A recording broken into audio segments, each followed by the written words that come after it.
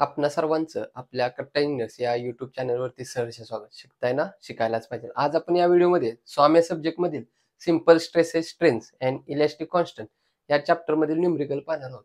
त्यातील type number 1 deformation of body due to the axial force. Axial फोर्समुळे बॉडीमध्ये जे काही डिफॉर्मेशन होतं त्यावरील न्यूमेरिकल आपण पाहणार आहोत. त्यातील ए सिंपल स्ट्रेस स्ट्रेन म्हणजे सिंपल स्ट्रेस स्ट्रेन या फॉर्म्युल्यावरील सिंपल न्यूमेरिकल त्यातील न्यूमेरिकल नंबर 4 या व्हिडिओमध्ये पाहणार आहोत. काय a steel bar 50 mm into 50 mm म्हणजेच काय 50 mm इंटू 50 mm बेस आणि डेप्थ किती आहे 50 mm 50 mm म्हणजे हा स्क्वेअर सेक्शन असणार आहे. आतापर्यंत आपण रेक्टँगल सेक्शन पाहिलं, आता हा असणार आहे स्क्वेअर सेक्शन. किती आहे त्याची बेस किती दिले 50 mm आणि डेप्थ किती आहे 50 mm.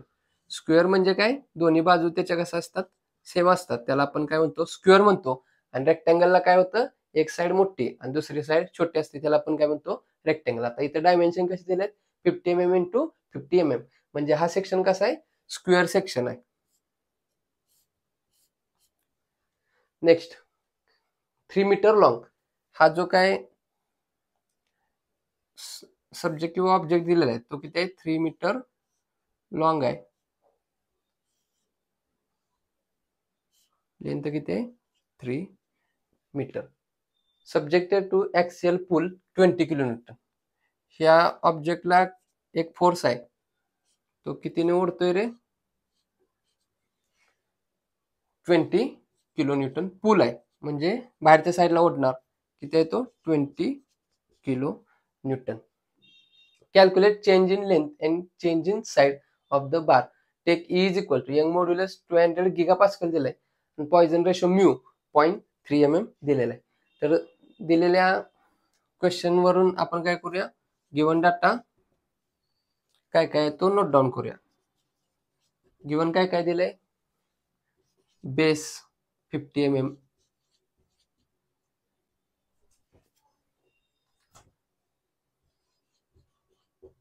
Depth 50 mm. नेक्स्ट काय बेस आणि डेप्थ सेम असल्यामुळे काय झालं हा स्क्वेअर सेक्शन झालं. जर वेगवेगळ्या व्हॅल्यू असते तर काय असता रेक्टँगल असता. मग आता याचा एरिया आपण कसा काढतो बघा, area is equal to base किती आहे 50, डेप्थ किती आहे 50 म्हणजेच काय 50 इंटू 50. हे झिरो डबल झिरो झालं आणि 5 5 25 दोन्ही mm मध्ये असल्यामुळे mm स्क्वेअर. हा स्क्वेअर सेक्शनचा एरिया किती झाला 2500 mm स्क्वेअर. हा काय झाला याचा एरिया झाला. नेक्स्ट काय 3 मीटर लॉंग, लेंथ दिलेले 3 मीटर. गिवन व्हॅल्यू मीटर मध्ये त्याचं आपण काय करायचं mm मध्ये कन्व्हर्जन करायचं. मीटरचं mm मध्ये कसं करतो युनिट कन्व्हर्जन व्हिडिओ आपण पाहिलेला आहे, त्याची डिस्क्रिप्शन मध्ये लिंक ठेवतो, तिथून सर्व युनिट कन्व्हर्जन कसे करतात ते तुम्ही पाहू शकता. तर मीटरचं mm कसं करतो 10 to the power 3 न काय करायचं इंटू करायचं म्हणजेच काय होणार 3000 mm. नेक्स्ट काय दिलंय ॲक्सियल पुल फोर्स दिलेला आहे पी, तो किती आहे 20 किलो न्यूटन आहे. किलो म्हणजेच काय असतं 10 to the power 3. मग काय करायचं 20 इंटू 10 to the power 3 आणि हे newton as it is. Kilo न्यूटनचं न्यूटन मध्ये कसं करायचं, किलो म्हणजेच काय असतं 10 to the power 3. या सर्व गोष्टी युनिट कन्व्हर्जन या व्हिडिओमध्ये पाहिलेल्या आहेत, डिस्क्रिप्शन मध्ये लिंक ठेवतो, तिथून तुम्ही सर्व गोष्टी कव्हर करू शकता. Next change in length change in side find out करायला सांगितलंय. यंग मॉड्युलस ई गिवन आहे, किती आहे तो 200 गिगा पास्कल. गिगा पास्कलचं न्यूटन पर mm स्क्वेअर कसं करायचं युनिट कन्व्हर्जन मध्ये पाहिलं, तिथून तुम्ही कव्हर करू शकता. तर काय करतो आपण 200 ॲज इट इज लिहायचं into 10 to the power 3 Newton per mm square. Next काय पॉइझन रेशो म्यू दिलेला आहे त्यांनी ऑलरेडी 0.3. आणि फाइंड आउट काय करायला सांगितलंय फाइंड चेंज इन लेंथ आणि काय चेंज इन साइड म्हणजे ही लेंथ फोर्स 20 किलोमीटर अप्लाय केल्यानंतर किती चेंज होते आणि जी साईड आहे ती 20 किलोन्यूटन फोर्स अप्लाय केल्यानंतर किती चेंज होते हे काय करायला सांगितलं आहे, कॅल्क्युलेट करायला सांगितलंय. तर सर्वप्रथम बघा काय माहिती आहे आपल्याला, पी माहित आहे, ई माहित आहे, एल माहित आहे, बी आणि डी माहित असल्यामुळे एरिया माहित आहे. मग आपल्याला एक फॉर्म्युला माहित आहे, change in length is equal to कसा असतो, P L by A E. आहे बघा, P L by A E. Force किती आहे 20 किलोन्यूटन. किलोन्यूटनचं न्यूटन केल्यानंतर किती होतंय 20 into 10 to the power 3 newton. Length किती आहे 3 मीटर, त्याचं एम मध्ये काय होणार 3000 किंवा 3 इंटू 10 टू द पॉवर 3 सुद्धा लिहू शकता. नेक्स्ट एरिया इथं फाइंड आउट केला, बेस इंटू डेप्थ. बेस किती आहे 50, डेप्थ किती आहे 50, 50 इंटू 50 2500 इंटू यंग मॉड्युलस हे किती दिलेलं आहे 200 गिगापास्कल. गिगापास्कलचं न्यूटन पर एम स्क्वेअर कसं करतो, त्या व्हॅल्यूला इंटू 10 टू द पॉवर 3 करायचं. व्हॅल्यू किती होती 200, त्याला इंटू 10 टू द पॉवर 3 करायचं. कॅल्क्युलेटरच्या साहाय्याने व्हॅल्यू फाइंड आउट करण्याचा प्रयत्न करूया. हे ब्रॅकेटमध्ये कॅल्क्युलेट करताना हे ब्रॅकेटमध्ये टाकायचं, हे ब्रॅकेटमध्ये टाकायचं. फर्स्ट ब्रॅकेटमध्ये काय 20 into 10 to the power 3 into 3000 किंवा 3 इंटू 10 टू द पॉवर 3 सुद्धा आपण टाईप करू शकतो. Divided by 2500 into 200 into 10 to the power 3 bracket complete is equal to किती आन्सर येणार आपलं 0.12. चेंज इन लेंथ, लेंथचं युनिट काय असतं एम. समजलं. नेक्स्ट त्यांनी काय विचारलंय change in side. Change in side आपण कशी काढतो रे, तर आपल्याला पॉइसन रेशो म्यूचा फॉर्म्युला माहित आहे, काय असतो e lateral divided by e linear. Negative sign असतं. लॅटरल म्हणजेच काय, हे ऍक्सिसला परपेंडिक्युलर म्हणजे ही साइड 50 mm 50 mm ची जी काय change in length divided by original length किंवा चेंज इन बेस काय असणार आहे change in base divided by original base किंवा change in depth divided by original depth. त्यातलं एक काय पण घेऊया.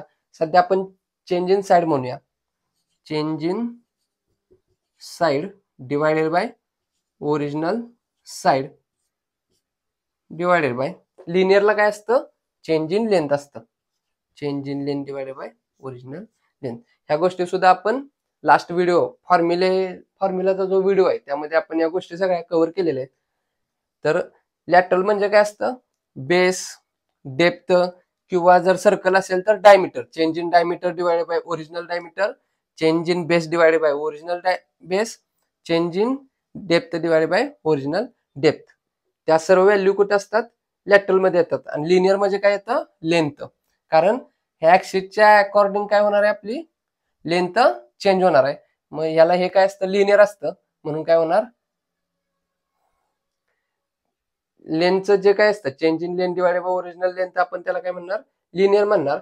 आणि ह्या ऍक्सिसला हे आणि हे काय असतं परपेंडिक्युलर असतं किंवा सर्कल असेल तर त्याचा डायमीटर हे व्हॅल्यू काय होणार लॅटरल मध्ये येणार. मग लॅटरल मध्ये कोणत्या कोणत्या येणार change in base divided by original base किंवा change in depth divided by original depth किंवा सर्कल असेल तर काय येणार change in diameter divided by original diameter lateral मध्ये येणार. आणि लिनियर मध्ये काय येणार change in length divided by original length.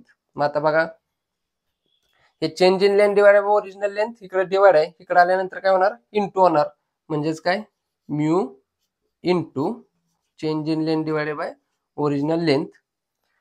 मग इथं काय राहणार change in side divided by original side.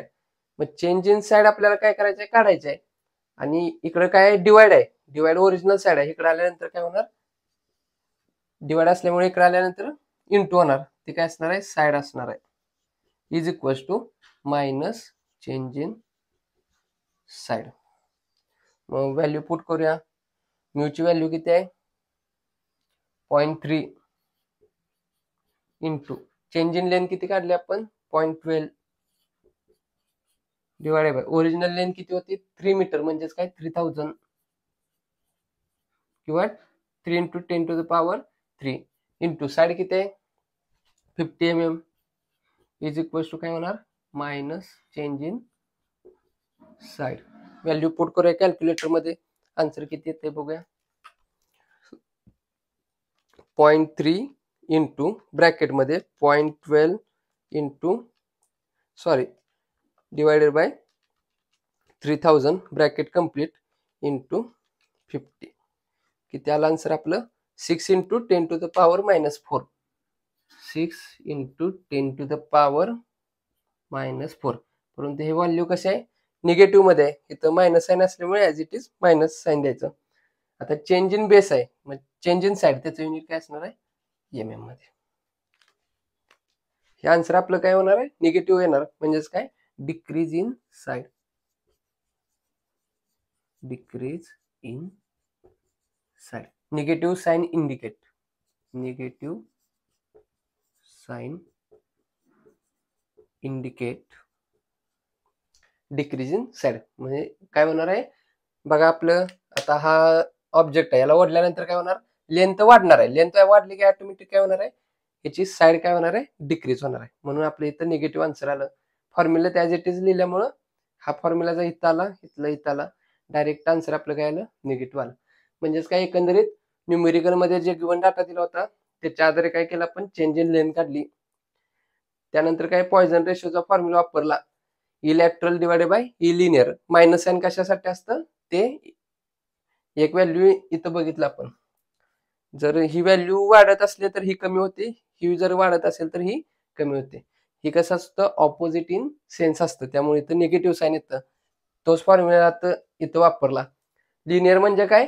ऍक्सिसच्या according G deformation होतं त्याला आपण लिनियर म्हणतो, आणि ऍक्सिसच्या परपेंडिक्युलर जे डिफॉर्मेशन होतं त्याला काय म्हणतो आपण? लॅटरल म्हणतो. म्हणून काय झालं? ऍक्सिस या साईडला आहे, म्हणून इकडून काय होणार? याची लेंथ इन्क्रीज होणार. म्हणून change in length divided by original length काय होणार? लिनियर असणार. आणि लॅटरल म्हणजे ऍक्सिसच्या परपेंडिक्युलर. हे सगळं डायमेन्शन काय आहे? परपेंडिक्युलर आहे.